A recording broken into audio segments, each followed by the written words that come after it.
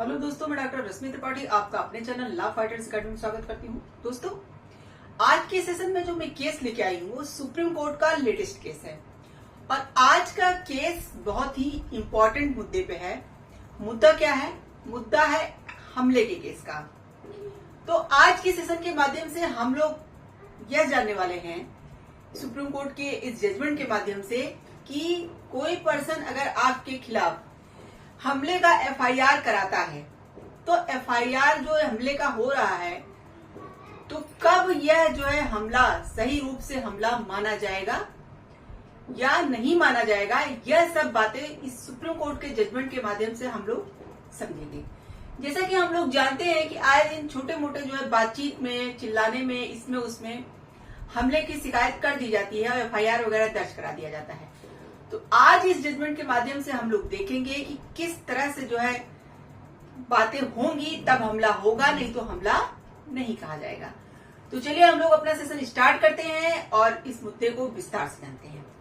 जैसा कि जो है केस रहता है, जो केस सुप्रीम कोर्ट में पहुंचने से पहले हम लोग जानते हैं कि क्या था केस का फैक्ट, क्या था केस का नाम और कौन से जज थे जो इस केस की सुनवाई कर रहे थे।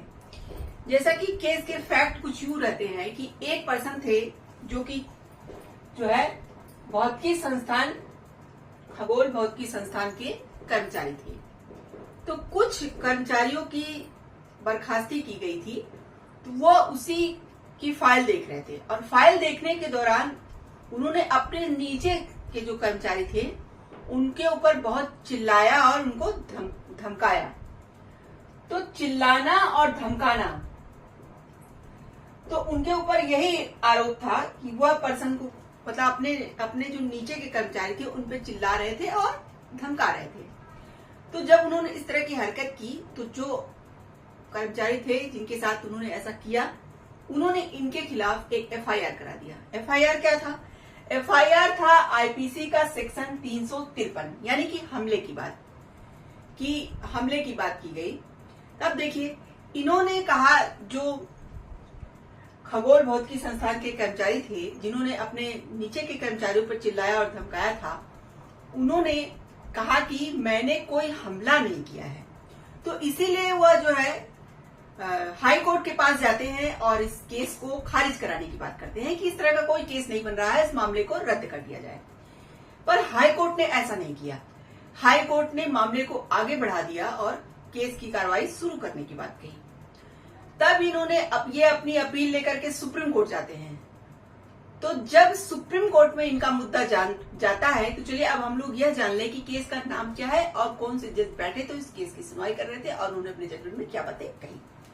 केस का नाम था के धनंजय वर्सेस कैबिनेट सचिव एवं अन्य, सुप्रीम कोर्ट का लेटेस्ट केस है।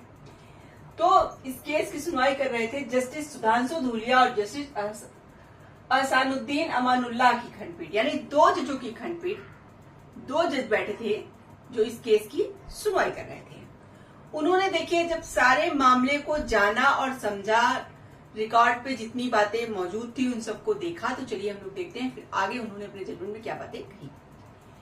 जैसा कि जस्टिस सुधांशु धूलिया और जस्टिस अहसानुद्दीन अमानुल्लाह की खंडपीठ ने रिकॉर्ड पर पूरी शिकायत देखने के बाद न्यायालय ने कहा कि हाईकोर्ट ने एफआईआर रद्द करने से इनकार करके गलती की है, क्योंकि मामले में आईपीसी की धारा 353 के तहत मारपीट के अपराध की कोई भी सामग्री पूरी नहीं हुई थी।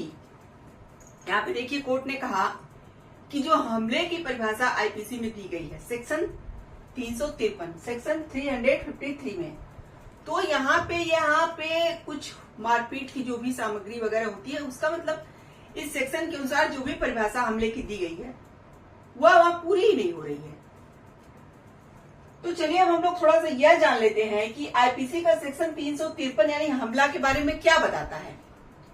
जैसा कि आईपीसी का सेक्शन जो 353 है, जो हमले की बात करता है, वो ये कहता है कि जो कोई व्यक्ति ऐसा इशारा या तैयारी करता है, यानी कि कोई एक व्यक्ति जैसे किसी व्यक्ति को जो है मारने के लिए या कुछ भी करने के लिए कोई इशारा या तैयारी करता है, जिसका उद्देश्य या वह जानता है कि किसी व्यक्ति को यह आशंका दिलाएगा कि वह इशारा या तैयारी करने वाला व्यक्ति उस व्यक्ति पर आपराधिक बल का प्रयोग करने वाला है तो उसे हमला कहेंगे। देखिए, कहने का मतलब यहाँ पे आईपीसी का जो सेक्शन 353 है वो हमले में ये कहता है कि अगर कोई व्यक्ति ऐसा कोई इशारा या ऐसा कोई कार्य करता है जिससे अगले पर्सन को ऐसा लगे कि वह व्यक्ति हमारे ऊपर क्या करने वाला है, हमला करने वाला है, यानी कि उस व्यक्ति को ऐसा लगे कि वह व्यक्ति हमारे ऊपर आपराधिक बल का प्रयोग करने वाला है, हमें मारने वाला है, तब वहां पे, और वह पर्सन भी ये बात जान रहा है, जो ऐसी हरकत कर रहा है वो भी ये बात जान रहा है कि अगर मैं ऐसा करूंगा तो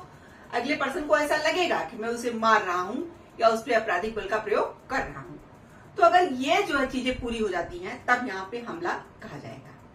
जैसे एग्जाम्पल के तौर पे आपको बताएं कि कोई पर्सन कोई हाथ में कुछ भी चीज ऐसी लिया है और अगले पर्सन को इशारा करके कह रहा है, अभी मतलब उसको गुस्सा उस पर चिल्लाता है, उससे जो है मारता तो नहीं लेकिन ऐसा दिखाता है कि उसे मारने वाला है और उसको लगे कि हाँ ये मुझ पर पड़ जाएगी, चाहे पड़े चाहे ना पड़े, लेकिन अगले पर्सन को ऐसा लगेगा कि वह इस पे मार सकता है, हमला कर सकता है, आपराधिक बल का प्रयोग कर सकता है, तो वहां पे क्या हो जाएगा, तब वहां पे हमला कहा जाएगा।